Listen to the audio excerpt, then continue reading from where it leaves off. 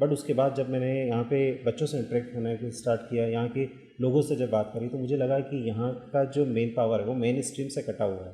हाँ, वो टेक्नोलॉजी आपके लिए होती है हेल्प करने के लिए, आपके टाइम को सेव करने के लिए। सेव करने यहाँ पे जो टेक्नोलॉजी को रटा दिया गया है, या टेक्नोलॉजी नहीं, मैं कह सकता हूँ टेक्नोलॉजी भी नहीं रटाई गई है, सिर्फ बुकिश नॉलेज दिया गया है और फंडामेंटल्स पे काम नहीं हुआ है। यहाँ पे तो पहले पेंसिल से स्केच करना है, फिर कलर फिल करना है, अगर वो कलर अच्छा नहीं लगा तो वापस से फिर से स्केच करना है, वो पॉसिबल नहीं है बच्चे के लिए। तो वहाँ कहीं ना कहीं उसकी जो स्किल्स है वो ख़त्म होती जा रही है। ट्यूशन एक किसी भी ऑर्गेनाइजेशन का फेलियर बताता है। जब किसी पेरेंट्स ने एक क्लास पढ़ाने के लिए कुछ अमाउंट ऑलरेडी किसी स्कूल को दिया होता है, तो वापस उसी कंटेंट को पढ़ने के लिए किसी थर्ड पर्सन को वापस से पैसा देना है, ये रोट लर्निंग आ रही है आई थिंक। ये क्यों किया जा रहा है? पेरेंट्स को चेंज करना पड़ेगा। पेरेंट्स ने ही यहाँ के टीचर्स की आदत खराब करी है। अगर अपन जाएंगे back to the ancient time, जहाँ पर गुरुकुल सिस्टम हुआ करता था, राइट। जहाँ एक पीपल के पेड़ के नीचे, बड़े पेड़ के नीचे महर्षि, गुरुजी, ऋषि मुनिया वगैरह अपने स्टूडेंट्स को गाइड किया करते थे, उनको एजुकेशन दिया करते थे। शायद वो प्रैक्टिकल नॉलेज पे था, वहाँ पे कोई पेन पेपर नहीं हुआ करता कुछ नहीं था। तो उसका और अभी का, अगर वो गुरुकुल सिस्टम अभी भी चल रहा होता, क्योंकि जब ब्रिटिश कॉलोनियल स्टार्ट हुआ था, उन्होंने सबसे पहला जो अटैक किया था वो एजुकेशन सिस्टम पे अटैक किया था, क्योंकि इंडिया का एजुकेशन सिस्टम तब के लेवल में वर्ल्ड में हाई क्लास पे था। एग्जैक्टली। तो उसके पीछे का रीज़न, और अगर ब्रिटिश कॉलोनियल नहीं होता तो इंडिया आज कहाँ पर होता। तो उसको एक दिन बुरा लगा, उन्होंने उससे पूछा कि हमें क्यों नहीं बुलाया, तो कि यार ऑनेस्टली अगर we will let you know only 10,000 peoples has ruled you for the 200 years, it means it shows if you are not trustable for with your people, how we can trust on you.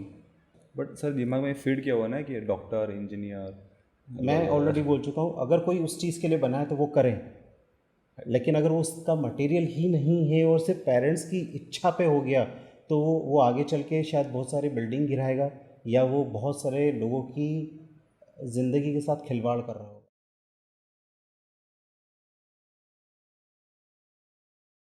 नमस्ते, सत श्री अकाल। मैं हितेश जोशी के happy डूंगापुट talks with cinema action में आपका स्वागत करता हूं, जहां हम बात करेंगे स्किल्स ऑफ स्टूडेंट के बारे में। जहां आज के हमारे गेस्ट श्री लोकेश जी मालविया का मानना है, अपार्ट फ्रॉम स्टडी हर विद्यार्थी को कम से कम एक टैलेंट को डेवलप करना चाहिए, चाहे वो सिंगिंग हो, स्पोर्ट्स हो, म्यूजिक हो, या फिर आर्ट एंड क्राफ्ट ही क्यों ना हो। Lokesh ji Malviya Vardan group of schools में as a chief operation officer का काम कर रहे हैं, जहाँ उनका क्लियर मानना है कि स्टूडेंट को स्टडी के साथ अपने मेंटल और फिजिकल हेल्थ को भी डेवलप करना चाहिए, जहाँ वो अलग अलग हुनर सीखकर अपने क्रिएटिविटी को प्रोफेशनली रूप में एज अ करियर बना सकते हैं। Welcome to our show sir.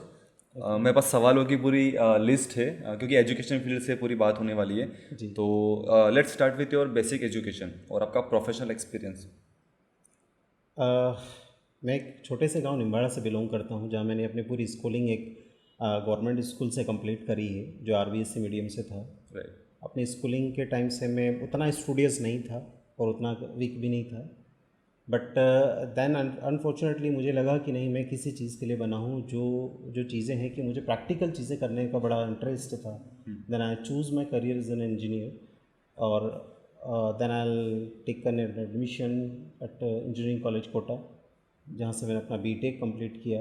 Then I completed my masters in manufacturing system engineering and recently applied for my PhD in mechatronics engineering. So these are the complete packages that I have done through my journey. So this is all about my education journey. Then during my college time, I used to do a number of social problems which are spreading throughout this around to me, like casteism, like colors, like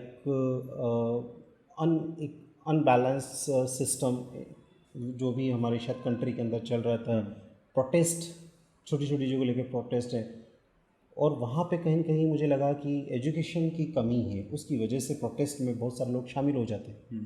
तो वो कहीं ना कहीं वो failure दिखाता system का। तो मुझे लगा कि नहीं, मुझे इन लोगों के लिए कुछ करना है। Then I use to do कि मुझे कहीं कहीं एडमिनिस्ट्रेशंस में मूव करना है। Then I did my coaching at Delhi. मैंने अपने IAS के लिए प्रिपरेशन किया and cracked my return exam over there, and then unfortunately I will not succeed into the interviews. Then I'll switch to the education industry और education sector, क्योंकि मुझे यहाँ लगा कि मुझे यहाँ पे यंग जनरेशन के साथ जो लाइकली माइंडेड पीपल्स हैं उनके साथ काम करने का और मौका मिलेगा, और उनके साथ शायद जो मेरे इनकम्प्लीट ड्रीम्स है मैं शायद यहाँ से स्टार्ट कर सकता हूँ। अगर एडमिनिस्ट्रेशन रोल मिलता तो obviously I can change from some other level, but यहाँ से मुझे चेंजेस अपने इन सारे स्टूडेंट फ्रेटर्निटी के साथ करने को मिला। So last 17 years I have been working as a assistant professor and head of department mechanical engineering. I have been graduated so many engineers in my past 17 years of journey. I have worked across the Rajasthan in various organizations. So this is all about my educational journey. In UPSC, was it your first attempt or Yes, last? of course, that was my first attempt. इसके बाद आपने try नहीं किया वापस second time because That you were time to actually close. lose my the concentration. I was so depressed at that particular time. So that would be correct word, that I have did everything what I can do for me. Actually, I forget my parents, my family, my social life, my everything, and I did devoted myself 100%. And then unfortunately, you could not get result in your favor. Then ultimately, you get depressed. And that time, I just felt that I could not do anything, and this is the hole which has come in my life, and I really could not express those my feelings and that particular word, and so that I switch कि what is the next, and this is my next destination that I chose over my career. Right sir. आपने बताया था आपने उदयपुर में as a assistant I think assistant professor काम किया. तो आपने उदयपुर जैसी सिटी छोड़ के डूंगरपुर जो कि बहुत स्मॉल टाउन है, यहाँ पर आपने वरदान ग्रुप ऑफ स्कूल ज्वाइन किया. तो आप क्या डेवलपमेंट देखते हैं उदयपुर डूंगरपुर के अंदर कि यहाँ पर डेवलपमेंट हुआ एजुकेशन के मामले में या फिर अदर किसी स्पोर्ट्स के मामले में, किसी आर्ट एंड क्राफ्ट के मामले में? मैंने जो पिछले 1 साल में यहाँ पर फील किया है कि डूंगरपुर जो है एक वागड़ क्षेत्र में आ रहा है. वागड़ क्षेत्र को हम जनरली एक आदिवासी क्षेत्र के नाम से भी जानते हैं. तो शायद मुझे यहाँ आके वो एक्चुअल में रियलिटी पता चला, क्योंकि हम अलग माइंड मेकअप लेके चलते थे कि डूंगरपुर वो एक तरह से एक ट्राइबल बेल्ट है और वहाँ पे बहुत सारी चीज़ें. जब मैं यहाँ पे आया, जब मुझे यहाँ पे क्लीन सिटी मुझे दिखा तो मुझे काफ़ी अच्छा लगा कि एक हेल्दी सिटी में मैं आया हूँ. बट उसके बाद जब मैंने यहाँ पे बच्चों से इंटरेक्ट होना स्टार्ट किया, यहाँ के लोगों से जब बात करी, तो मुझे लगा कि यहाँ का जो मेन पावर है वो मेन स्ट्रीम से कटा हुआ है. AI शायद मैं बात करने निकलूँगा तो बहुत कम लोगों को उसके बारे में पता होगा. बहुत कम लोगों को ये पता होगा यहाँ पे कि क्या क्या टेक्नोलॉजीज़ में चेंजेस हैं, उनको अपग्रेड कैसे करना है. आज भी यहाँ पे लोग, जैसे अभी हम लोगों ने एक समर कैंप ऑर्गेनाइज किया, तो लोगों ने rather than offline online registration को उन्होंने ऑफलाइन को ज़्यादा प्रेफरेंस दिया, क्योंकि उनकी इलिटरेसी को शो कर रहा है. इवन वो जो पेरेंट है वो हाईली मैं कह सकता हूँ किसी ऑफिसर्स रेंज में काम कर रहा है बंदा. मुझे नाम शायद रिवेल नहीं करना चाहिए, वो एक इतनी बड़ी पोस्ट पे है वो बंदा काम कर रहा है, but he is not comfortable in the online transaction, क्योंकि उनको वहाँ आना लगा तो टेक्नोलॉजी से रिलेटेड नहीं है. जब मैं बच्चों से बात करता हूँ तो मुझे कहीं ना कहीं ये बात लगा कि स्टडी हो रही है, फंडामेंटल्स आज भी बहुत ज़्यादा वीक है. हाँ, टेक्नोलॉजी आपके लिए होती है हेल्प करने के लिए, आपके टाइम को सेव करने के लिए. सेव करने यहाँ पे जो टेक्नोलॉजी को रटा दिया गया है, या टेक्नोलॉजी नहीं, मैं कह सकता हूँ टेक्नोलॉजी भी नहीं रटाई गई है, सिर्फ बुकिश नॉलेज दिया गया है और फंडामेंटल्स पे काम नहीं हुआ है. It's very harsh word but it's very true कि जिन सिर्फ मैं किसी एक स्कूल के आइडेंटिटी का नाम नहीं लेता हूँ, मैंने जहाँ मैंने सब जगह के बच्चों से बात करी है, क्योंकि हम लोगों ने ऑलमोस्ट मैं हर स्कूल के बच्चों से यहाँ पे टच में आ चुका हूँ, क्योंकि जिस तरह से मैंने सभी के लिए काम करना स्टार्ट किया इसी सेगमेंट में. जब मुझे ये रोल बैक का मिला तो लास्ट ईयर जुलाई के अंदर इसी कमी को मैंने देखते हुए मैंने यहाँ पे robotics technology, 3D printing, drone technologies के ऊपर एक बहुत बड़ी वर्कशॉप ऑर्गेनाइज करवाई थी, ताकि बच्चों को एटलीस्ट जो मेरे बच्चे हैं कम से कम उनको तो एक बार ये पता चल जाए, और जैसे वो लीवरेज मिल जाए तो यहाँ के लोकल जो प्रशासन है, मुझे उनसे भी उम्मीद थी कि वो हम लोगों से जुड़ेंगे, और उसमें आप बिलीव नहीं करेंगे 4 to 6 जो इंडस्ट्रियलिस्ट पीपल हैं उन्होंने उसको ज्वाइन किया था, and they are ready to work with us. और उन्होंने बोला था कि हमें भी मेन पावर डेवलप करनी है. इसीलिए मैं इतनी बड़ी बातें बोल रहा हूँ कि डूंगरपुर में क्यों, जब उन इंडस्ट्री वो शायद कंस्ट्रक्शन इंडस्ट्री के आई थिंक वो ऑनर थे, मैं नाम उनका शायद भूल चुका हूँ, जब वो आए थे हमारे पास, उन्होंने कि हम लोग कंस्ट्रक्शन सेगमेंट से जुड़े हुए हैं, मुझे पूरा एआई के थ्रू, जैसे मुझे ये बिल्डिंग बनानी है, मैं एआई के थ्रू देख सकता हूँ कि अगर मैं यहाँ पे सोफ़ा लगाऊंगा तो ये रूम कैसा लगेगा, या कलर करने के बाद में वो कैसा लगेगा, वो उस मॉडल पे काम नहीं हो रहा है। अभी भी वैसी फंडामेंटल सेलिंग 3D पे ही काम प्रिंटिंग चल रहा है। 3D प्रिंटिंग में 3D प्रिंटेड मॉडल शो कर सकता था एआई के थ्रू, मैं उनको वॉक थ्रू करवा सकता था कि क्या मेरा प्रोजेक्ट बनने वाला है। तो ये सारी चीज़ें जो है AR VR technology, augmented reality और वर्चुअल रियलिटी की मैं बात कर रहा हूँ, तो अगर उस टेक्नोलॉजीज़ पे काम होता तो मैं उसके थ्रू उनको पूरा वॉक थ्रू करवा सकता था। तो वो टेक्नोलॉजीज़ के साथ काम करना है की ज़रूरत है। तो वो इंडस्ट्री यहाँ पे जुड़ी, लेकिन यहाँ क्या जो मेन पावर है वो शायद, या मेन स्ट्रीम से हम लोग कटे हुए, तो टेक्नोलॉजी ड्रिवन नहीं है अभी यहाँ। अगर मैं मेन स्ट्रीम की मैं बात करूँ, मेन स्ट्रीम में US और मुंबई, इनके कंपैरिजन में अगर मैं डूंगरपुर को कंसिडर करूँ तो शायद आज की डेट में डूंगरपुर 25 इयर्स पीछे है इन सिटीज़ से। तो वो गैप को हम शायद बहुत जल्दी ख़त्म नहीं कर सकते हैं, लेकिन उसको धीरे धीरे हम उस गैप को कम कर सकते हैं। जब हम उस गैप को फिल करने जाएंगे तो हो सकता है बाकी सिटी हमसे काफ़ी आगे निकलेगी, तो हमें थोड़ा सा डबल पेस पे काम करना पड़ेगा। उसके काम करने के लिए अगेन वो फंडामेंटल और फंडामेंटल एजुकेशन इंडस्ट्री से ही जुड़े हर चीज़ के। सर डूंगरपुर में मैंने अभी कुछ दिनों में देखा, in last I think past few years में यहाँ पर टैलेंट्स की ज़्यादा बात हो रही है। टैलेंट्स सिंगिंग वगैरह जो भी उस चीज़ की जो टैलेंट्स होती है वो, और साइंस एंड टेक्नोलॉजी की बात हो ही नहीं रही है। इनफैक्ट मैंने साइंस एग्जीबिशन देखा था मैंने, तो वहाँ पे मॉडल्स कुछ इस तरीके से थे, पर्यावरण बचाओ। ओके, अब मैं इस चीज़ को कमी नहीं कर रहा हूँ, हाँ ये इंपॉर्टेंट फैक्टर है, बट साइंस एंड टेक्नोलॉजी भी इंपॉर्टेंट है। तो वहाँ के सारे मॉडल्स पर्यावरण बचाओ, एक आई थिंक PUC वगैरह के लिए थे कि कार्बन बहुत ज़्यादा क्रिएट हो रहा है, ओजोन, हाँ ये बहुत जो पुराने मॉडल्स जो हमने भी और हमसे पहले भी बने हुए थे, वही अभी भी उन्हीं मॉडल पे काम हो रहा है। तो शायद आपने मेरी बात को ही वैलिडेट कर दिया जो मैं बोल रहा हूँ कि यहाँ पे बहुत बड़ा टेक्नोलॉजी गैप है, इसीलिए वो चीज़ को मैं लेके आया था। लेकिन अभी जब मैंने 3D प्रिंटिंग करवाने स्टार्ट किया तो मुझे लगा कि अभी तो उससे पहले उनको डिज़ाइनिंग का भी काम करना है। आज बच्चे स्कूल में ड्राइंग कर रहे हैं, ड्राइंग किसके ऊपर कर रहे हैं? सिर्फ एक बेसिक स्केच पेपर लिया, स्केच कर दिया, ड्राइंग कर दिया, उसको वो ड्राइंग कह रहे हैं। या that is a fundamental, no doubt, लेकिन उसके आगे क्या है, उस पर काम नहीं किया। अभी हम लोगों ने चेंजेस किया कि नहीं, मुझे अगर बच्चों को डिज़ाइनिंग सिखानी है तो उससे पहले कम से कम उनको कंप्यूटर लिटरेसी को मुझे कंप्लीट उस लेवल पे लेके आना पड़ेगा। तो अभी मैंने हमारे जो बच्चे हैं उनको फर्स्ट क्लास से कंप्यूटर पे पैंट के ऊपर वो जो पेंटिंग वो वहाँ पे बनाएगा, पहले उसको पैंट पे वहाँ पे बनाना है, तो उसका हाथ कम से कम उसके ऊपर जाएगा, माउस के ऊपर, और माउस के थ्रू वो ड्रैग करके वो अपने इमेजिनेशन को और फास्टर वे में कर सकता है। राइट। ड्राइंग के ऊपर शायद उसको इतना टाइम लगेगा और बच्चा उतना टाइम देने के बाद में कहीं ना कहीं एक तरह से वो आइसोलेट हो जाएगा कि नहीं यार बहुत हो गया। लेकिन जब उसके सामने हर चीज़ आउटकम भी सामने दिख रहा है, यहाँ पे तो पहले पेंसिल से स्केच करना है, फिर कलर फिल करना है, अगर वो कलर अच्छा नहीं लगा तो वापस से फिर से स्केच करना है, वो पॉसिबल नहीं है बच्चे के लिए। तो वहाँ कहीं ना कहीं उसकी जो स्किल्स है वो ख़त्म होती जा रही है। तो हम लोगों ने क्या बोला कि नहीं, आप यहाँ पे आपने रफ स्केच किया, now switch to the paint.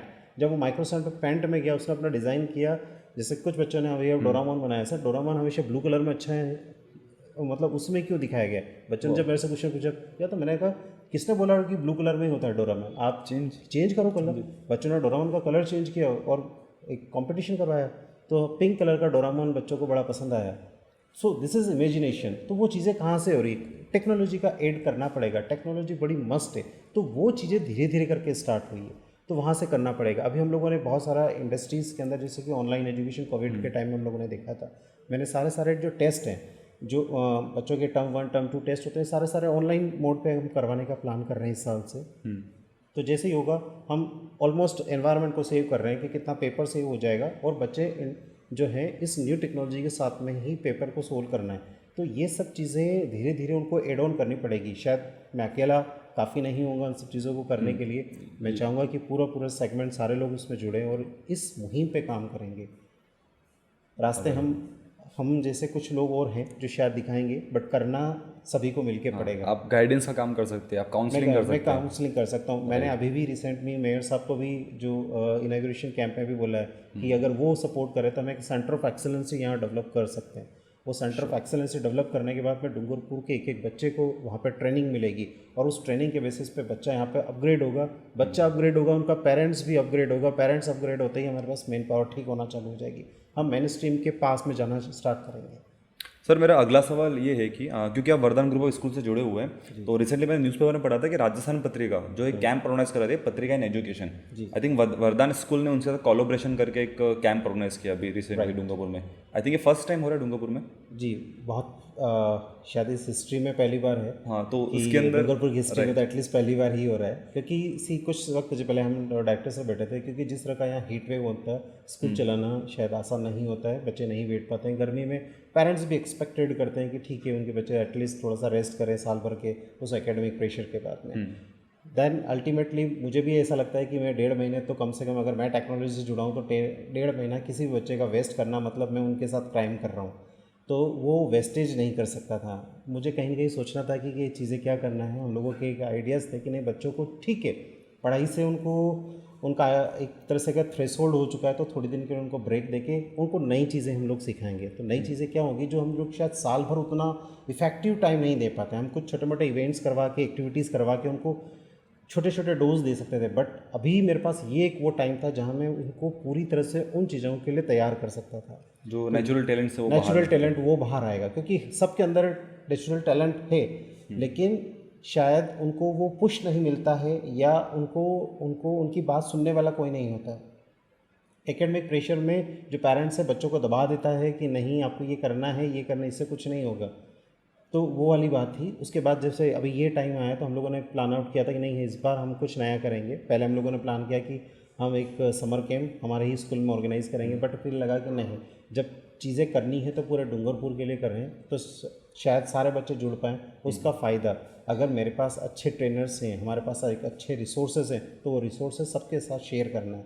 ऐसा नहीं है, क्योंकि सरस्वती जी के सबसे बड़ी अनोखी चीज़ भी है कि जितना आप बांटोगे उतना ही बटेगा, या जितना आप कोई बच्चा वंचित नहीं होना चाहिए, नहीं रहना चाहिए। तो उसी चीज़ में, उसी प्रयासों में हम लोगों ने पत्रिका के साथ में ये मुहिम शुरू करी है, और उस मुहिम का बहुत बड़ा हमें अभी जो है रिसेंट फ़ायदा मिला है, क्योंकि जैसे हम मोर देन 300 हम लोग रजिस्ट्रेशन कर चुके हैं, जबकि हम लोग बहुत ये था कि अब हमें पेरेंट्स को ना करना पड़ रहा कि अब हमारे पास शायद जगह नहीं है, या हम लोगों को रोकना पड़ेगा रजिस्ट्रेशन को, और वो लोग कर चुके हैं, क्योंकि इतना बड़ा ओवरवेलमिंग रिस्पांस मिला है। और जो ट्रेनर्स हैं, हमारे हाईली स्किल्ड ट्रेनर्स हैं, वो बच्चों के साथ में जिस तरह की उनके साथ ट्यूनिंग बिठा के उनको जो सिखा रहे हैं, वो एक तरह से एक मार्वलस और एक अमेजिंग एक्सपीरियंस है बच्चों के लिए भी।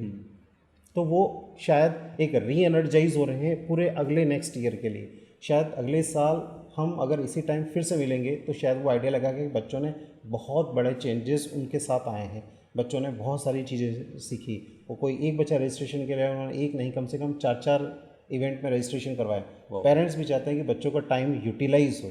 तो पेरेंट्स, मैं पूरे डूंगरपुर वासियों के लिए, सभी के लिए थैंक्स दूंगा कि उन्होंने तो अपने बच्चों को रजिस्टर करवाया और आके हमसे उनके एक्सपीरियंस शेयर भी किए। उन्होंने बोला कि सर हम तो खुश हैं इन चीज़ों से कि हमारे बच्चे छुट्टियों में कुछ सीख रहे हैं। अदरवाइज़ सबसे बड़ा नुकसान क्या हो रहा था, घर में बैठ के सुबह 10 बजे उठ रहे हैं, और 10 बजे इसलिए उठ रहे हैं पूरी रात भर वो मूवीज़ देख रहे हैं, OTT प्लेटफॉर्म पे मूवीज़ देख रहे हैं, मोबाइल देख रहे हैं, तो कम से कम जा रहे हैं, तो वो एक शायद फिर से एक नेगेटिव हो रहा है।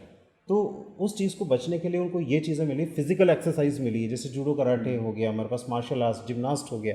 तो उसमें बच्चे इतनी मेहनत करते हैं, उसके बाद उनको लगता है कि now they need a good dietary also, तो उनके हेल्थ सप्लीमेंट्स इंक्रीज़ हुआ है, जो एक बेटर फूड जो उनको वो अपनी बॉडी में लेंगे, शायद उनको वो खुद को हेल्थ को डेवलप करने में काम आएगा, प्लस टाइम का यूटिलाइजेशन, प्लस मोबाइल से दूर होना। तो ये सारी चीज़ें, उसका आउटपुट हमेशा पॉजिटिव वे में ही आ रहा है। तो पेरेंट्स आर रियली हैप्पी, उन्होंने हमें जो अप्रिशिएट किया है वो हमारे लिए अल्टीमेटली विक्ट्री है। नहीं सर, आपने जैसे बात की यूटिलाइजेशन की, ये तो मस्ट कंपलसरी है, क्योंकि बच्चों को जब स्कूल टाइम होता है तब उनके पास टाइम होता भी नहीं होता है। उन्होंने ये सर एक और क्वेश्चन पूछूंगा मैं एजुकेशन फील्ड से रिलेटेड ही। स्कूल के अंदर पढ़ाई होती है अच्छी, बहुत हाई, क्योंकि हर स्कूल चाहता है कि हमारे यहाँ पे सबसे बेस्ट टीचर हो, हमारे यहाँ पे बेस्ट स्टूडेंट हो, रिजल्ट सबसे अच्छा मिले हमको। और इसके बाद भी कुछ पेरेंट्स की मेंटेलिटी ऐसी हो कि बच्चों को प्रेशर करके या फिर प्रेशर नहीं भी करके वो चाहते हैं कि हमारा बच्चा आगे बढ़े, बट वो पूछते नहीं कि बच्चा क्या चाहता है, और उन्होंने एक्स्ट्रा ट्यूशन्स करवा रखे हैं अपार्ट फ्रॉम स्कूल्स। आप चाहते हो कि आपका सोचना ये है क्या अपार्ट फ्रॉम स्कूल्स ट्यूशन की ज़रूरत है हर बच्चे को, या सिर्फ ट्यूशन्स की ज़रूरत उन बच्चे को है जो ऑलरेडी पढ़ाई के अंदर वीक हैं? मैं अगर ऑनेस्टली बोलूँ तो ट्यूशन की ज़रूरत नहीं है, किसी को भी ज़रूरत नहीं है। ट्यूशन एक किसी भी ऑर्गेनाइजेशन का फेलियर बताता है। जब किसी पेरेंट्स ने एक क्लास पढ़ाने के लिए कुछ अमाउंट ऑलरेडी किसी स्कूल को दिया होता है, तो वापस उसी कंटेंट को पढ़ने के लिए किसी थर्ड पर्सन को वापस से पैसा देना है, ये रोट लर्निंग आ रही है आई थिंक। ये क्यों किया जा रहा है? क्योंकि या तो कहीं ना कहीं हम लोग सिस्टम को समझ नहीं पाए, बच्चे पढ़ नहीं रहे, या स्कूल उनको पढ़ा नहीं पा रहा है ढंग से, दोनों कहीं कहीं इश्यूज है उस चीज़ में, तो वो हमें देखना पड़ेगा। लेकिन ट्यूशन इस सिस्टम की नीड नहीं है, फेलियर है, मेरा ये मानना है। ट्यूशन की ज़रूरत नहीं है। बच्चा को अगर आप नेचुरल परफॉर्म, पेरेंट्स प्रेशर इसलिए करता है कि ग्रेड्स कम आते हैं, मुझे ग्रेड्स के लिए प्रेशर नहीं करा, मैं कह रहा हूँ बच्चे को आप हेल्दी माइंडसेट के साथ खड़ा कीजिए, उसका ओवरऑल डेवलपमेंट कीजिए, उसका आईक्यू क्वोशंट ऑलरेडी बढ़ चुका होगा, वो पढ़ाई में भी अच्छा होगा। क्योंकि हम लोगों ने दिन भर उसको सिर्फ प्रेशर करके मोबाइल हाथ में दे दें या उन चीज़ों से ठीक नहीं होगा। मैंने देखा है कि पेरेंट्स वो अपनी लाइफ में बिजी हैं, इसलिए बच्चों को मोबाइल दे दिया, तो वो उसमें कुछ भी कर रहा है नहीं पता उसको, और शायद वो उनसे बहुत ज़्यादा एक्सपेक्ट करना भी टू मच हो जाएगा कि they are immature kids only. तो उनको हमें ही गाइड करना होगा कि क्या सही है और क्या गलत है। आई थिंक पेरेंट्स को वो भी आइडिया नहीं होगा कि आई थिंक मोबाइल के अंदर चाइल्ड लॉक भी आता है, चाइल्ड लॉक भी जो आता सिर्फ है, उसमें क्या लिमिटेड किया एप्स जाता को है, ही यूज़ कर सकता है वो। ये सब कुछ वो करना पड़ेगा, और पेरेंट्स को शायद नहीं पता होगा। वो किस तरह से उसको रिस्ट्रिक्ट किया जाना चाहिए। क्योंकि अगर आप पूरी तरह से सब कुछ हाथ में दे दोगे तो सब कुछ, हर तरह की चीज़ उनके पास जानी है जो शायद उस टाइम फ्रेम में उनको अलाउ नहीं करनी चाहिए, वो चीज़ें भी जाएगी, तो बच्चा कहीं कहीं डेविएट होगा। 10 दूसरी चीज़ें करना है, बट प्रोडक्टिव चीज़ें करोगे तो शायद हो सकता है कि मैं एक स्ट्रीम लाइन में जाऊंगा, लेकिन मैं अगर डिस्ट्रक्टिव, और एक कंस्ट्रक्टिव वे होता है, एक डिस्ट्रक्टिव वे होता है, राइट। तो कंस्ट्रक्शंस किधर होगा और डिस्ट्रक्शन किधर होगा, वी ऑल नो दैट। ये सेल्फ रियलाइजेशन खुद को हो जाता है, हो जाना चाहिए, बट अभी शायद मैं इन छोटे बच्चों से करना टू मच हो जाएगा। This are ultimately they are immature, और यही वो एज होती है जहाँ वो सही और गलत में फ़र्क नहीं कर पाता है, और यहाँ पे रियल काउंसलर, एडवाइज़र और पेरेंट्स का रोल सबसे बड़ा होता है। हाँ, क्योंकि बच्चे देख कर सीखते हैं, तो जब बच्चे भी आते हैं स्कूल के बाद या फिर शाम को डिनर करते टाइम पे, तो पेरेंट्स भी अपना मोबाइल लेकर वो आई थिंक चालू रहते हैं, उनके कॉल्स आते हैं, व्हाट्सएप आते हैं, Right. कोई व्हाट्सएप यूनिवर्सिटीज़ बहुत सारी आ गई आजकल, वो देख रहे होते हैं, तो बच्चा उनको ऑब्जर्व कर रहा होता है कि पापा देख रहे हैं, मतलब must be an important thing, mobile important thing होगा, तो वो मोबाइल की जिद करते हैं। और एक मैंने रिसेंटली देखा था, एक ब्रोशर आया था मेरे व्हाट्सएप के अकाउंट के ऊपर ही, वहाँ लिखा हुआ था tuition batch started from class 3 to 12th। तो मैं सोच रहा हूँ 3 साल, मतलब तीसरी क्लास में पढ़ता है वो 5 या 6 साल का होगा या 7 साल का होगा, तो थर्ड क्लास के बच्चे के लिए ट्यूशन, आई थिंक मैथ्स के क्वेश्चन ही आते हैं।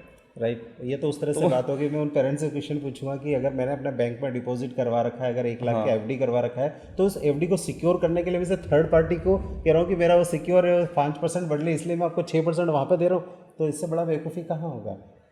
तो ये नहीं चलेगा, पेरेंट्स को चेंज करना पड़ेगा। पेरेंट्स ने ही यहाँ के टीचर्स की आदत ख़राब करी है। जब आपने फीस स्कूल में दी है तो स्कूल पढ़ाएगा, स्कूल के टीचर पढ़ाएगा, उसकी जिम्मेदारी बनती है, तो उनको करना है। वहाँ पे टीचर्स को प्रेशराइज करके वो सारी चीज़ें करवानी है। पेरेंट्स, उनको पता है कि जब ट्यूशन पे और पैसा देना है, तो वो पैसा मैं चाहूँगा कि बच्चों को बचाएं, उनके पिगी बैंक में डालें, उनकी किसी अकाउंट बना के कम से कम वो सेव करें, नहीं करें तो उनके स्किल डेवलपमेंट पे वो पैसा खर्च करें। तो पेरेंट्स को कोई नया पैसा नहीं खर्च करना है, उसी पैसे के अंदर बच्चे को एजुकेशन भी मिल रही है, प्लस वो अपने स्किल डेवलपमेंट पे ही काम करेगा। तो ये एक स्मार्ट इन्वेस्टमेंट है बच्चों के ऊपर, जो शायद हर पेरेंट्स को आज की तारीख में समझने की बहुत ज़्यादा ज़रूरत है। राइट, इस चीज़ से मैं एग्री करता हूँ। अगर अपन जाएंगे back to the ancient time, जहाँ पर गुरुकुल सिस्टम हुआ करता था, राइट, जहाँ एक पीपल के पेड़ के नीचे, बड़े पेड़ के नीचे महर्षि, गुरुजी, ऋषि मुनिया वगैरह अपने स्टूडेंट्स को गाइड किया करते थे, उनको एजुकेशन दिया करते थे। शायद वो प्रैक्टिकल नॉलेज पे था, वहाँ पे कोई पेन पेपर नहीं हुआ करता, कुछ नहीं था। तो उसका और अभी का, अगर वो गुरुकुल सिस्टम अभी भी चल रहा होता, क्योंकि जब ब्रिटिश कॉलोनियल स्टार्ट हुआ था, उन्होंने सबसे पहला जो अटैक किया था वो एजुकेशन सिस्टम पे अटैक किया था, क्योंकि इंडिया का एजुकेशन सिस्टम तब के लेवल में वर्ल्ड में हाई क्लास पे था। एग्जैक्टली। तो उसके पीछे का रीज़न, और अगर ब्रिटिश कॉलोनियल नहीं होता तो इंडिया आज कहाँ पर होता? आज शायद इंडिया तब भी डोमिनेट कर रहा था, और आज शायद वर्ल्ड लीडर होता। आज हम उस पोजीशंस पे होते हैं कि एक नॉलेज जो लिंगर्स होता है वो सिर्फ इंडिया से हो रहा होता है, या यहीं से जो बाकी सेगमेंट निकल रहे होते हैं और बाकी कंट्रीज़ हमें फॉलो कर रहे होते हैं। तो ये बहुत बड़ा रोल, जो एक अपॉर्चुनिटी, शायद हम सारे कल्प्रिट्स हैं उसके लिए, हम लोगों ने मिलके ही वो सारी चीज़ को तोड़ा, ख़राब किया है उस सिस्टम को। हम सभी कहीं ना कहीं उसके लिए जिम्मेदार हैं, क्योंकि अगर उस सिस्टम को हमें फॉलो करना था तो स्ट्रिक्टली हमें फॉलो करना था। जब हम ब्रिटिशर्स यहाँ पर आए तो उन्होंने हमारी अच्छी चीज़ों को एक्सेप्ट किया, और अच्छी चीज़ों को यहाँ पे धीरे धीरे डिमोलिश करना चालू किया कि ये एजुकेशन सिस्टम ख़त्म करना है। उन्होंने जातिवाद या धर्म, कलर्स, इसके ऊपर इतनी सारी चीज़ें कर दी कि लोगों ने शायद अपने सोचने समझने की जो जो उनके एनालिटिकल पावर उन्होंने ख़त्म कर दिया था हमारा। और उन्होंने जैसे वो बताया गया, उन 10,000 लोगों ने शायद हम लोगों को इतना टॉर्चर कर दिया है। कुछ मेरा एक पर्सनल एक्सपीरियंस है, मेरे कुछ फ्रेंड्स हैं जो शायद इंडिया से अभी बाहर हैं, उनसे जब मैं बात करता हूँ तो उन्होंने बताया कि वो पिछले 10 साल से वहाँ पर रह रहा है, लेकिन उन्होंने अभी तक उनको अपने घर पे डिनर के लिए नहीं बुलाया, जबकि वो खुद उन ब्रिटिशर्स सॉरी उन उन उन जो पीपल्स हैं, जो उनके उसके फ्रेंड सर्कल है, जो उसके स्टाफ हैं, वो एक्चुअली IBM के अंदर एम्प्लॉयड हैं, तो वो सारा स्टाफ इंडियन हमारे यहाँ पे आके खाना खा के गया, बट उन्होंने नहीं किया। तो उसको एक दिन बुरा लगा, उन्होंने उससे पूछा कि हमें क्यों नहीं बुलाया, तो कि यार ऑनेस्टली अगर we will let you know only 10,000 people has ruled you for the 200 years. It means it shows if you are not trustable with your people, how we can trust on you. ये बहुत बड़ा statement माँ किया था। ये मेरी personal life में जब मेरे फ्रेंड्स जब मुझे मिलके दिखाते हैं तो ये रियल आईना हमें दिखाती है चीज़ें। हम आपस में एक दूसरे पे लड़ रहे हैं, हम एक दूसरे पर ट्रस्ट नहीं करके डिस्ट्रस्ट कर रहे हैं। तो यहाँ से ये सारा जो सिस्टम की जो जड़ें वीक होने का काम किया है, और इसी वजह से हम लोग आज पिछड़े हुए हैं। वो हमारे कल्चर को जो हमारे हेल्दी कल्चर्स को वो एडप्ट कर रहे हैं, और हम उनको उनका जो शायद बहुत ही वल्गर जो कल्चर है उसको हम लोग एक्सेप्ट करके अपने आप को शायद हिप हाई बता रहे हैं, या वेल ड्रेसअप या जेंटलमैन की फॉर्म में हम लोग आपको बता रहे हैं, लेकिन वो शायद वो है नहीं। वो हमारी इमेच्योरिटी को शो करता है। इसीलिए हमारे जो जनरेशन गैप जो हो रहा है, जो पेरेंट्स और बच्चे आपस में एक दूसरे को नहीं समझ पा रहे हैं, उसके पीछे रीज़न ही एक कम्युनिकेशन गैप है। और वो कम्युनिकेशन गैप कहीं ना कहीं वापस से फिर से एजुकेशन से ही दूर होगी। वाह, it's really good thing. But ये चेंज लाना अब पॉसिबल तो है न्यू एजुकेशन पॉलिसी के साथ में, अगर उसको सही से इम्प्लीमेंट किया जाए इंडिया लेवल के ऊपर। अगर वो होगा तो शायद हम बहुत आगे बढ़ चुके हैं, क्योंकि मेन पावर की हमारे पास कमी नहीं है, टैलेंट की हमारे पास कमी नहीं। मैं फिर से बोलता हूँ, जैसे हम लोगों ने यहाँ स्टार्ट किया, अलसी की बहुत बड़ा टैलेंट छुपा हुआ, बस उसको हल्का सा इग्नाइट करने की ज़रूरत है। तो टैलेंट है, इसमें कोई दो राय नहीं, बट टैलेंट को कहीं ना कहीं हमें हम सभी को मिलके ही ग्रूम करना होगा। सर यहाँ पर एक प्राइवेट एजुकेशंस की बात करें, प्राइवेट इंस्टीट्यूशंस की बात करें, तो वो काफ़ी अच्छा परफॉर्म करे, क्योंकि उनको अपना बेस जमना है, और पब्लिक के अंदर एक उनको अपना ट्रस्ट जमाना है कि हाँ we provide best education in theoretical, practicality की बात करें, साइंस टेक्नोलॉजी की बात करें, सभी चीज़ की बात करें। बट अगर गवर्नमेंट स्कूल्स के बारे में देखें तो आई थिंक केरला के पास बहुत ज़्यादा हाई लिटरेसी है, और उसके कंपेरेटिवली दिल्ली के जो CM हैं श्री अरविंद केजरीवाल जी, उन्होंने फ्री एजुकेशन प्रोवाइड करवाया, और उनकी गवर्नमेंट स्कूल काफ़ी मतलब देखा जाए, मैंने एक्चुअली उसके पीछे की स्टडी देखी नहीं है, बट वो एक्सेप्ट करते इस चीज़ को कि हाँ हमने एजुकेशन को बहुत हाई लेवल पे शो किया हुआ है। तो मेरा क्वेश्चन ये था, अगर प्राइवेट एजुकेशन और प्राइवेट इंस्टीट्यूशन इतनी हाई लेवल पे परफॉर्म कर रही है, तो नरेंद्र मोदी साहब ने भी बोला था, अपने प्राइम मिनिस्टर श्री नरेंद्र जी मोदी ने, कि government has no business in business. उन्होंने काफ़ी गवर्नमेंट ऑर्गेनाइजेशन को प्राइवेट इंस्टीट्यूशन के नाम पे कर दिया है। तो एजुकेशन को आना चाहिए, एजुकेशन फील्ड को, एजुकेशन मिनिस्ट्री को प्राइवेटाइजेशन के अंदर, तो आप चेंज देखते हैं अगर वो प्राइवेट सेक्टर में आ जाता है एजुकेशन? मैं कहता हूँ कि मैं इस चीज़ को शायद गवर्नमेंट और प्राइवेटाइजेशन के चश्मे से नहीं देख के मैं इस चीज़ को देखूँगा कि ऑनरशिप लेके काम करना है। ऑनरशिप तब आएगी जब हर जो एज अ टीचर फ्रेटर्निटी का कोई बंदा जुड़ा हुआ है तो वो अपनी ऑनरशिप के साथ काम करे। वो ये ईमानदारी से सोचे कि मैं अगर आज कोई क्लास ले रहा हूँ तो वो एक पूरी ईमानदारी से क्लास ले रहा हूँ। अगर उसने जिस दिन ये ठान लिया तो शायद हम पूरे एजुकेशन सिस्टम में, चाहे वो आप कहीं पर भी पढ़ रहे हो, उससे कोई फ़र्क नहीं पड़ता है कि हमने कहाँ से एजुकेशन ली। क्योंकि शायद मैं दिल्ली मॉडल को शायद वो डूंगरपुर में फिट नहीं होगा, या डूंगरपुर का मॉडल वहाँ पे फिट नहीं होगा। जो अलग अलग मेरे पास सेगमेंट है, सबकी अलग अलग रिक्वायरमेंट है, सबकी एक अलग अलग थॉट प्रोसेस है। तो सबको एक ही मैं एंगल से अगर देख के अगर मैं एक जनरलाइज सॉल्यूशन निकालूंगा तो शायद बड़ा मुश्किल होगा। लेकिन उस पर यह है कि सबसे बड़ा चेंजेस अगर लाना है तो हमें सोसाइटी, लोगों के बीच में चेंजेस लाना है। मैं कहता हूँ कि इन दो पीपल मिलके ही एक फैमिली बनती है, और फैमिली मिलके एक सोसाइटी बनती है, और सोसाइटी मिलकर एक शहर बनता है, और शहर मिलकर एक राष्ट्र का निर्माण होता है। राइट। चेंजेस हमें हमारे घर से करना होगा। मैं शायद हायरार्की को चेंज कर रहा हूँ। आप जिस पर्सपेक्टिव से क्वेश्चन पूछ रहे हैं कि सरकार से चेंज करने की ज़रूरत है या प्राइवेटाइजेशन को हटाकर उसमें करने की ज़रूरत है, नहीं, मैं कहता हूँ कि आप नीचे से चालू करें। क्या हम लोग नीचे से, हमारा जो स्ट्रक्चर है वो तैयार है उस चीज़ के लिए? क्या हमारे पेरेंट्स उस चीज़ को एक्सेप्ट करते हैं? बट सर मैं इसमें बीच में एक क्वेश्चन पूछना चाहूँगा। मेरे बहुत सारे फ्रेंड्स हैं जो गवर्नमेंट टीचर की प्रिपरेशन कर रहे हैं। जब मैं बोलता हूँ उनका है मुझे टीचर बनना है, नहीं, उनको टीचर नहीं बनना, उनको गवर्नमेंट टीचर बनना है, क्योंकि टीचर तो ऑलरेडी बन चुके हैं, क्योंकि उन्हें बेसिक जो टीचर की ट्रेनिंग होती है वो उन्होंने कर रखी है, तो टीचर तो हैं। राइट। बट उनका ये होता है कि मुझे गवर्नमेंट टीचर बनना है। तो उसके पीछे बड़ा एक सिंपल सा लॉजिक है मेंटेलिटी आ रही कि है, मैं सोच नहीं पा रहा हूँ ये चीज़ क्या है। ये चीज़ ये है कि 2 साल काम करना है, 2 साल मेहनत करनी है और उसके बाद अगले 40 साल उस पर जो फ्रूट्स लगेंगे वो खाने हैं, उसके लिए एफर्ट्स नहीं करने। शायद मेरा जो मेरी जो इंटेंशन आप क्लियर समझ रहे होंगे कि उसमें क्या है चीज़, वो किस तरह के फ्रूट्स की एक्सपेक्ट कर रहे हैं without putting anything else on that. So ये एक बहुत बड़ी प्रॉब्लम है, इस चीज़ को चेंज करने की ज़रूरत है। जहाँ मैं बोलता हूँ कि बच्चों में चेंजेस लाने की ज़रूरत है, बच्चों को टेक्नोलॉजीज़ की लाने की ज़रूरत है, उतना ही चेंजेस टीचर्स को भी लाने की ज़रूरत है। टीचर्स को हर साल अगर बच्चा एक स्टेप बढ़ता है, एक क्लास ऊपर चढ़ता है, तो टीचर को कम से कम 10 नए सर्टिफिकेशन करने होंगे। उसको 10 टेक्नोलॉजी उसको नहीं सीखनी होगी। ये भी कंपनसेशन गवर्नमेंट को लगाना चाहिए, या हर बंदे को अपने, अगर मैं एज ए टीचर काम कर रहा हूँ तो मुझे भी कम से कम 10 नई चीज़ें सीखते रहना। एजुकेशन इंडस्ट्री या एजुकेशन जो सेगमेंट है उसमें जो टीचर्स फ्रेटर्निटी हो गई या इससे जुड़े हुए सभी शिक्षा के क्षेत्र के लोगों को रोज़ अपने आप को अपडेट करना होगा, तभी वो बदलते हुए इस जनरेशन को शिक्षा दे पाएगी। वरना हम लोग देख रहे हैं एजुकेशन देने का जरिया और भी हैं, शायद व्हाट्सअप, ट्विटर, सोशल मीडिया, हर आपको कहीं ना कहीं नॉलेज बांट रहा है। क्या आपका टीचर उन नॉलेज के साथ में आपको कुछ एडिशनल दे पा रहा है? तभी आपकी टीचर के फॉर्म में आपकी कोई वर्थ है। सिर्फ बुकिश नॉलेज देना सफिशिएंट नहीं है। आज मैंने ये भी देखा है बच्चों को, ठीक है आज क्लास बंक करके कोई बात नहीं, मुझे पता है यूट्यूब पे वो वीडियो मिलेगा, मैं वो देख लूँगा। शायद टीचर मुझे उस हार्श डिसिप्लिन में भी रखेगा, वो 30 मिनट वो अलग करेगा, उससे अच्छा मैं 30 मिनट वहाँ इन्जॉय करूँ, 10 मिनट वीडियो में यूट्यूब पे देख के वो चीज़ें कर लूँगा। ये जो चेंजेस लाने की ज़रूरत है। अगर बच्चा क्लास में नहीं पढ़ रहा है तो ये टीचर का फेलियर है। टीचर का कंटेंट ऐसा होना चाहिए कि बच्चा उससे जुड़ा रहे और वो चीज़ों को बहुत अच्छे तरीके से कर पाए। तो यहाँ बदलाव लाने की ज़रूरत है।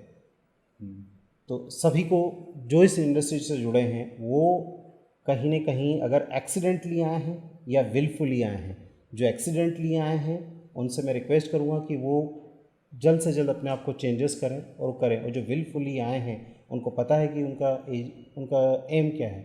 यहाँ पर रिस्पेक्ट मिलेगा, और रिस्पेक्ट तभी मिलेगा जब आप अपने नॉलेज को उस लेवल पे लेके जाएंगे, तभी आप डिलीवर कर पाएंगे। राइट। सर एक आखिरी मैसेज हमारे पेरेंट्स को और व्यूवर्स को, अगर कोई स्टूडेंट देख रहा है तो उसके अंदर उनको क्या करना चाहिए आगे, और एक पेरेंट्स के लिए कि वो अपने बच्चों को प्रेशराइज ना करके एकेडमिक रिकॉर्ड्स के ऊपर वो चाहे कि उनके बच्चों के अंदर जो डिसेबिलिटीज़ हैं वो एबिलिटीज़ में कन्वर्ट हो, चाहे वो टैलेंट हो या फिर कोई दूसरी चीज़ हो। करेक्ट। इसमें मेरा सबसे पहले स्टूडेंट फ्रेटर्निटी को लेकर मैं एक मैसेज है कि वो चेंजेस से घबराए नहीं, उसको एक्सेप्ट करें। सफलता एक दिन में नहीं मिलेगी लेकिन एक दिन ज़रूर मिलेगी। उसके हिसाब से उनको अपना एरिया आइडेंटिफाइड करना है कि उसको किस क्षेत्र में अपना करियर बनाना है। शायद करियर छोटे बच्चों के लिए अभी ये सोचना बहुत बड़ा वर्ड है, वो हर चीज़ करे, अभी हर नई चीज़ सीखे, क्योंकि आज जो सीखने की जो कैपेसिटी है उनकी वो हमसे कहीं ज़्यादा है, क्योंकि हमारी लर्निंग कैपेसिटी एज के साथ में कम होती है और उनकी इस एज में अभी वो पीक पे है। तो उसको लिवरेज करना चाहिए। तो नई नई चीज़ें सीखते रहो, कहीं ना कहीं हमें हमारा टैलेंट पता चलेगा, हमें हमारा स्किल माइंडसेट पता चलेगा कि मैं किस चीज़ के लिए बनाऊँ। आज मैं अगर ये क्वेश्चन पुटअप करूँ मैं अपने बच्चों से कि 100 में से शायद 90 बच्चों को पता ही नहीं कि उनको करना क्या है। ये हटाने की ज़रूरत, उनको क्या करना है उनको सोचना पड़ेगा। अप टू 5th क्लास और अप टू 8th क्लास तक उनको ये समझ में आ जाना चाहिए कि मुझे करना क्या है, तब जाके वो अपना सब्जेक्ट चूज़ करें, अपना करियर चूज़ करें। बट सर दिमाग में फीड किया हुआ ना कि डॉक्टर, इंजीनियर, मैं ऑलरेडी बोल चुका हूँ, अगर कोई उस चीज़ के लिए बना है तो वो करें, लेकिन अगर वो उसका मटेरियल ही नहीं है और सिर्फ पेरेंट्स की इच्छा पे हो गया तो वो आगे चल के शायद बहुत सारी बिल्डिंग गिराएगा या वो बहुत सारे लोगों की ज़िंदगी के साथ खिलवाड़ कर रहा होगा। तो वो ना करके जो इंटरेस्ट है उसी में काम करें और उसी के अकॉर्डिंग काम करें। प्रोफेशन कोई भी छोटा या बड़ा नहीं होता है। ये पेरेंट्स के लिए भी मेरा एक मैसेज है कि डॉक्टर्स बन रहा है या इंजीनियर्स बन रहा है या सीए बन रहा है, वो इतना बड़ा सेगमेंट नहीं होता है। उससे बड़ी चीज़ ये होती है कि हमारा बच्चा उसकी स्किल सेट के ऊपर कितना काम कर रहा है। तो पेरेंट्स के लिए मैसेज यही है कि उसके इंटरेस्ट को डेवलप करें, जाने और उस पर काम करें। प्रोफेशन कभी भी छोटा या बड़ा नहीं होगा। शायद मेरा काम छोटा हो सकता है लेकिन मेरे एफर्ट्स बहुत बड़े होंगे तो आने वाले टाइम में मिलेगा। कल ही मैं अपने एक स्टूडेंट से बात कर रहा था, उसने बोला कि सर मेरा इंटरेस्ट बहुत, उसको काउंसलिंग करने के बाद उसने बोला कि मुझे कुकिंग अच्छा लगता है। अब मैं 10 लोगों के बाद में बोलूँगा तो मुझे शर्म आएगी।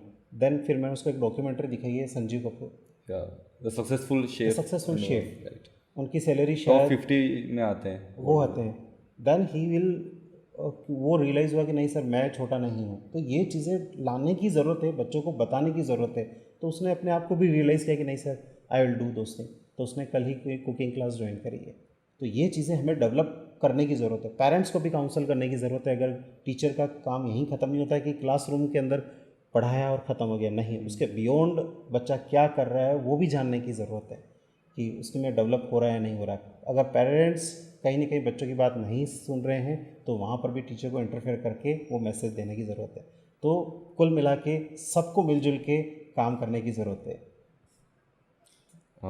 थैंक यू सर, आपसे बात करके बहुत अच्छा लगा, काफ़ी व्यूज़ क्लियर हुए और ये मुझे अच्छा लगा कि हाँ मेरी सोच भी कहीं आपसे रिलेट करती है इस चीज़ को, एजुकेशन। ऐसे ही लाइकली मैंडेट से ही ये डूंगरपुर ग्रो करेगा। Right sir, thank you once again for coming. Thank you so much, thank you.